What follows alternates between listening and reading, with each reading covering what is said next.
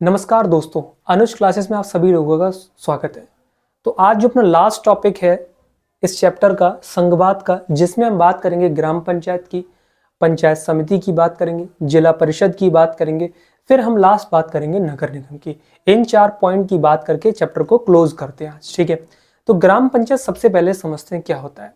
तो एक ग्राम पंचायत की बात करते हैं तो प्रत्येक गाँव की एक पंचायत होती है, प्रत्येक गाँव की एक पंचायत होती है जिसको ग्राम पंचायत बोला जाता है, जिसमें कई सदस्य होते हैं, उनका एक अध्यक्ष होता है, ठीक है। अब इन कई सदस्य और एक अध्यक्ष, इन सभी का चुनाव होता है और ग्राम पंचायत का जो प्रमुख होता है उसको बोलते हैं प्रधान, अध्यक्ष, सरपंच बोला जाता है, ठीक है। अगर हम बात करते हैं यहीं से पंचायत समिति की, तो कई ग्राम पंचायत मिलकर पंचायत समिति का गठन करती हैं, जिनका चुनाव सभी पंचायत सदस्य करते हैं। देखिए बात कितना सिंपल है। तो मैंने कहा ग्राम पंचायत कि प्रत्येक गांव की एक पंचायत होती है जिसको ग्राम पंचायत बोला जाता है, और सभी ग्राम पंचायतें मिलकर पंचायत समिति का गठन करती हैं, और पंचायत समिति का चुनाव जो होता है पंचायत सदस्य करते हैं। तो अब यहां से दोनों पॉइंट हम लोग समझ गए कि ग्राम पंचायत क्या है और पंचायत समिति क्या है। मैंने ग्राम पंचायत की यहां से बात करी, मैंने कहा प्रत्येक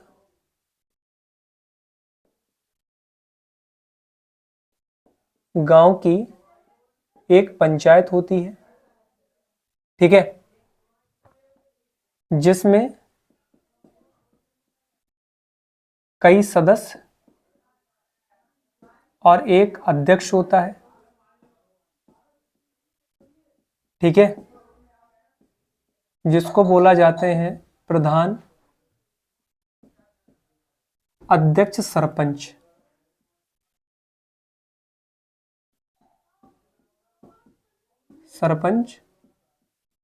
कहा जाता है, ठीक है। तो प्रत्येक गांव की पंचायत होती है जिसमें कई सदस्य, एक अध्यक्ष होते हैं, जिसको प्रधान, अध्यक्ष, सरपंच बोला जाता है। अब यहां से पॉइंट आता है पंचायत समिति का। पंचायत समिति क्या होती है? तो कई ग्राम पंचायत मिलकर पंचायत समिति का गठन करते हैं। तो यहां से हमने बात करा कि कई ग्राम पंचायत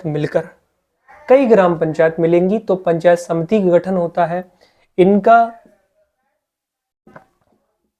चुनाव होता है, इनका भी चुनाव होगा। अब इस चुनाव होता है, इसमें चुनाव में वोट कौन देते हैं? तो चुनाव किसके माध्यम से होता है? पंचायत सदस्यों के माध्यम से, पंचायत सदस्य के माध्यम। इतना बात आपको ये ध्यान रखना है, ठीक है। अब पॉइंट आता है कि इसकी परेशानियां क्या है, ग्राम पंचायत की परेशानियां। देखिए सबसे पहली अगर परेशानी की बात करें तो पहली परेशानी है जागरूकता का अभाव।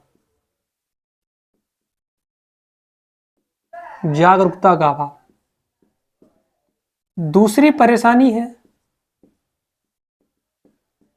सही समय पर वित्त उपलब्ध न होना। तीसरी परेशानी है नियमित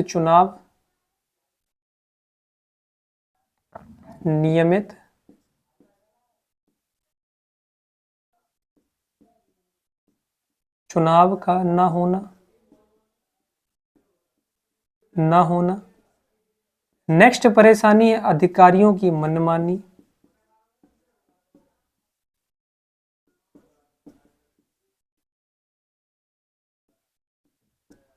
ठीक है, तो हमने यहां से बात करा था। नेक्स्ट एक और लिख लेते हैं जिसमें धन का अभाव, ठीक है। तो हमने बात करा इसकी परेशानी क्या है। तो परेशानी, सबसे पहली परेशानी है जागरूकता का अभाव। पंचायत समिति जो है, पंचायत सदस्य उनको जागरूक नहीं है। दूसरा पॉइंट होता है सही समय पर वित्त उपलब्ध ना होना, जैसे केंद्र और राज्य सरकार के द्वारा सही समय पर वित्त उपलब्ध ना होना। तीसरा पॉइंट कहलाता है नियमित चुनाव का ना होना, सही समय से चुनाव नहीं होना। नेक्स्ट परेशानी अधिकारियों की मनमानी, और लास्ट है धन का अभाव। ये कुछ इसकी परेशानियां है पंचायत की। तो ग्राम पंचायत के बारे में समझा, पंचायत समिति के बारे में समझा। कई पर ग्राम पंचायत मिलकर पंचायत समिति गठन करती हैं। इनका चुनाव पंचायत सदस्यों के माध्यम से होता है। प्रत्येक गांव की एक पंचायत होती है जिसमें कई सदस्य अध्यक्ष होते हैं, जिनका प्रमुख प्रधान अध्यक्ष सरपंच जिनको कहा जाता है। इसकी परेशानियां समझ ली। इतनी चीजें समझने के बाद अब हमारे पास 2 पॉइंट और रह गए हैं, जो कि है आपका जिला परिषद और आपका नगर निगम। चलिए ये पॉइंट डालते हैं। जिला परिषद, जिला परिषद है क्या, इसको पहले समझते हैं, फिर हम इसके बारे में नोट करते हैं। ठीक है। जिला परिषद क्या होता है कि किसी जिले की सभी पंचायत समिति को मिलाकर, किसी जिले की सभी पंचायत समितियों को मिलाकर जिला परिषद का गठन किया जाता है। किसी जिले की, कोई एक जिला ले लिया, उसकी सभी पंचायत समितियों को मिलाया, तो किसका गठन किया, जिला परिषद का। जिला परिषद में अधिकांश सदस्यों का चुनाव होता है। इनका जो जिला परिषद का प्रमुख कहलाता है, उस प्रमुख को राजनीतिक प्रधान कहते हैं। क्या कहते हैं, राजनीतिक प्रधान कहते हैं। देखिए सबसे पहले मैंने बात करा जिला परिषद की, मैंने बात करा, मैंने कहा किसी जिले की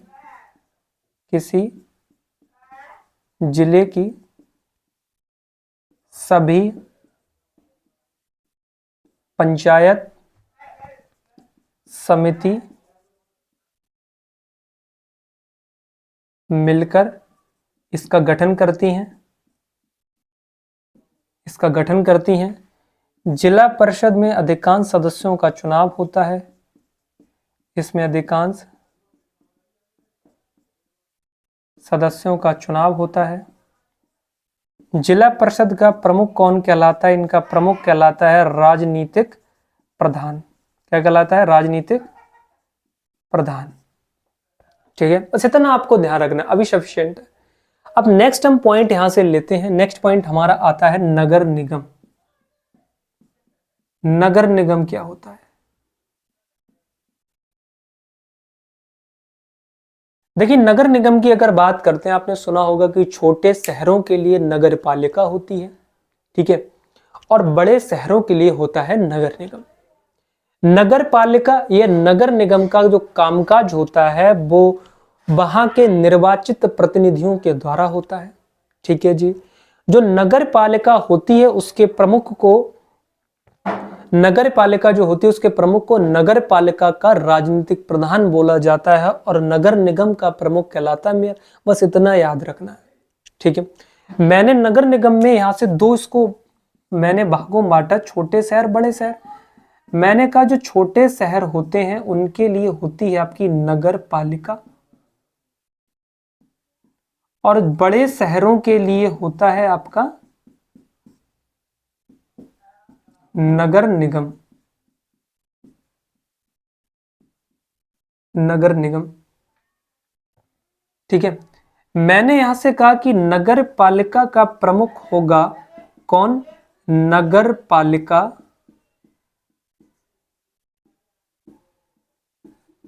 का प्रमुख कहलाता है नगर पालिका का राजनीतिक प्रधान।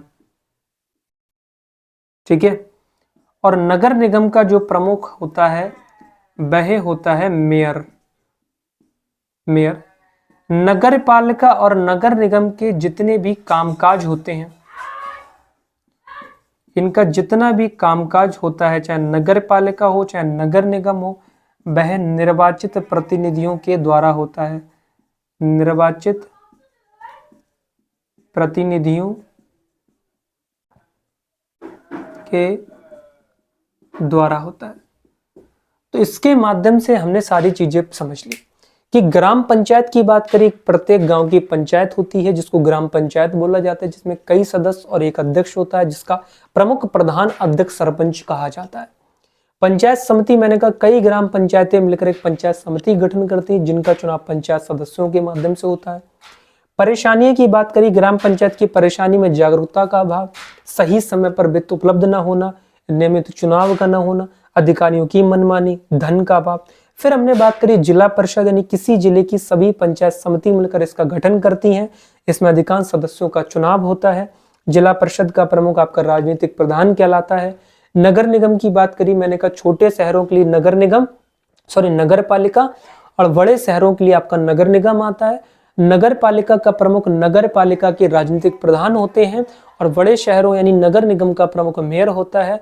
चाहे नगर पालिका हो चाहे नगर निगम हो, इनका जो कामकाज होता है वह निर्वाचित प्रतिनिधियों के द्वारा होता है। तो ये जो संघवाद का टॉपिक आज यहीं पे संघवाद के टॉपिक को हम क्या करते हैं, कंप्लीट करते हैं, यानी इसको हम विराम देते हैं। फिर अब हम बात करेंगे आगे से नेक्स्ट टॉपिक पर। तो आज की वीडियो में उम्मीद करता हूं सारी बातें आप सभी लोगों को समझ में आ रही हैं। आपको क्या करना है, आपको नोट्स बनाने की आवश्यकता नहीं है, आप मेरे साथ इन चीज़ों को बस लिखते रहिए। बस ये चीज़ें आप सिनॉप्सिस फॉर्म में लिखते रहेंगे तो जिंदगी भर आपको ध्यान रहेंगी, और पेपर से पहले आपका इसका जल्दी रिवीजन कर सकते हैं। ठीक है, ये सिनॉप्सिस मैं बनाता हूँ, मेरे साथ साथ बनाते चलिएगा। ठीक है, तो आज की वीडियो में बस इतना ही रहने देते हैं, मिलते हैं नेक्स्ट क्लास में। धन्यवाद, थैंक यू, जय हिंद।